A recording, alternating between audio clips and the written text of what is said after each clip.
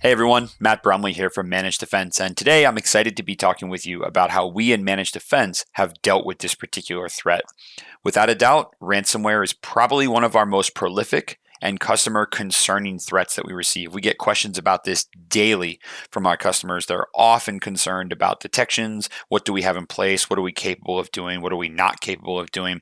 And I'm happy to say that from a managed defense perspective, we've got a really great handle on ransomware, and it's very rare that a customer actually has to deal with a severe ransomware incident. And to date, we've had 0 ransom infections on managed defense's watch. Before we jump into the managed defense specifics, let's make sure we understand kind of at a high level what a ransomware attack looks like. The importance of understanding the attack is so that you see very quickly where our technology and capabilities are highlighted and enhanced when we work with our customers on this. So ransomware will typically begin with some sort of a malicious document, usually delivered via email. Sometimes you can have like a drive-by download or it's a social networking reach out. Most of the time, things are done via some sort of malicious email. Once the email is received and opened, the goal of the attacker is to get code executed on the system to gain a foothold inside of the environment. The most recent trend we've seen is use of PowerShell or PowerShell frameworks. Once the attacker has a little bit of a better foothold, their next goal is to try and disable or evade defenses to the best of their ability, steal credentials, and then move laterally throughout the environment in order to drop ransomware and cause the most impact. Of course, the final 2 steps here, lateral movement and drop ransomware, are very, very important key steps. If I'm an attacker and I ransom one system, it doesn't really do much for me from an attack perspective. But what I may do is spend some time in an environment, find the backups, find the hypervisors, find the file servers, the ones that businesses really can't live without. Those are the systems that I'm going to go ransom because I have a higher chance of getting paid that way. As I mentioned just a moment ago, managed defense versus ransomware is not a successful combination for the attackers, despite us seeing an average dwell time of a day. Dwell time, by the way, is how long an attacker has access to an environment before being detected, is usually a day in this case. Most ransomware attacks, or at least I should say a growing statistic of ransomware attacks, are usually done within the first day. So an email gets opened that same day they're attempting to distribute and exploit ransomware. From a managed defense perspective, we've stopped every single attempt. I'll tell you all, as a technical writer, I'm really scared to use the word all, but here I'm happy to say we've yet to have a managed defense customer suffer a full ransomware breach under our watch. Of course, all of this is done because of our unique vantage point, our frontline intelligence, the technical stack we have in place, and as we're going to see in just a moment, the power and capability of our endpoint detection as well.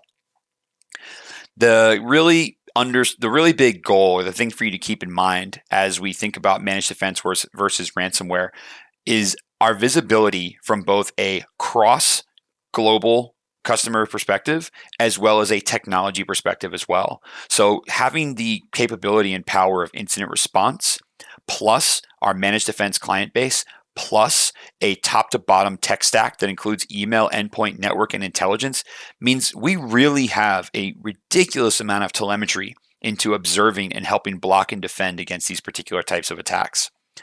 The case study that I have lined up for us to talk through really quickly today is one called KEGTAP. This is the group UNC 2053. This is a campaign that started in September of 2020 this year. Let me be clear and just say, when I say a campaign started, that's when we noticed the most or the highest rate of spear phishing activity from a managed defense perspective or from a Mandiant perspective as well. By that I mean Mandiant incident response, obviously.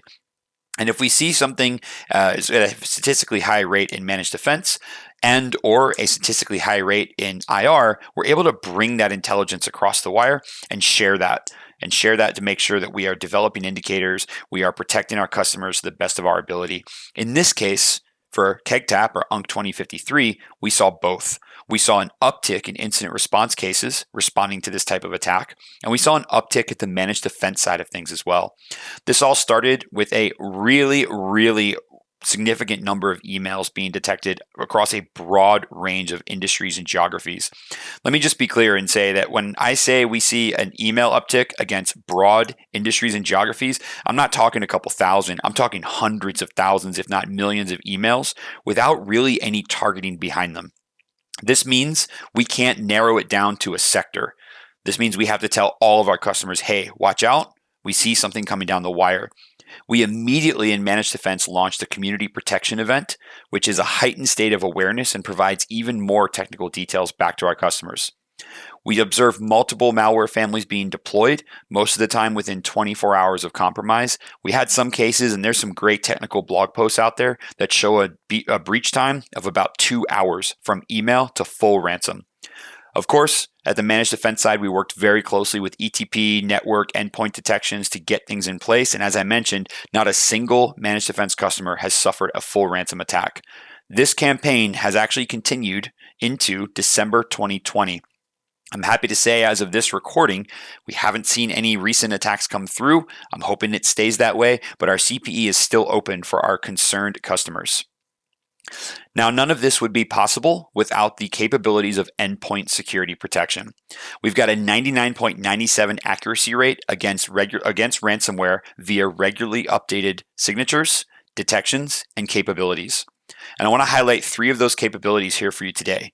The first one is a new module called Process Guard. Some of you may be familiar with this or have heard of it before. This is real-time process execution tracking, which focuses specifically on credential harvesting. I've got a quick example here for you. This is one of my favorite HX modules and endpoint security capabilities.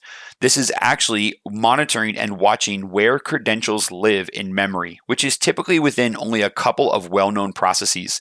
And despite these processes being in a protected space in Windows, attackers still find a way around it. So we've actually developed this module to give us great visibility. And when I mentioned earlier that attackers like to go after credentials and harvest them, we've got really good defenses in place here at the endpoint level to watch for when they try to harvest and then misuse those credentials. We've also got 2 other modules that I love to use from an endpoint perspective when we're tracking attacker activities. The first one is Logon Tracker. This is a fantastic module that allows you to track accounts as they're used across the organization. We're able to see accounts log in from one system to another, and the HX module does this by actually collecting and shipping up logon events from all the systems that it's installed on. The nice thing about this module is a logon of a particular account usually requires a to and a from. And the nice thing about Windows logging here is even if we don't have an endpoint agent on the from, we will capture it inside of the to. And we can see accounts being used across the wire. We've got a couple of case studies here, one of them looking for failed logons via brute force detection. We can also look for malicious RDP activity. Logon Tracker profiles these connections for us. It identifies the protocol and gives us the origin process, time of day, and some really other great high-level statistics to help narrow down this activity. The final module that I'm a big fan of as well is Event Streamer. Event Streamer, also built into Endpoint, allows you to ship and forward Windows event logs to a recipient instance. This may be to just a simple syslog server. We've even got the capability to send this to Helix. So we can actually have Windows systems shipping logs directly to a central source that can then be used for an investigation. The great and obvious takeaway here, if our attacker decides to go anti-forensics and start to delete a bunch of evidence for us, we've got all the capabilities now to ship those logs off, keep them in a separate location, and even if they get deleted on the system, we'll have them for analysis later on. All right, so that takes us through Managed Defense as well as the great capabilities of Endpoint here.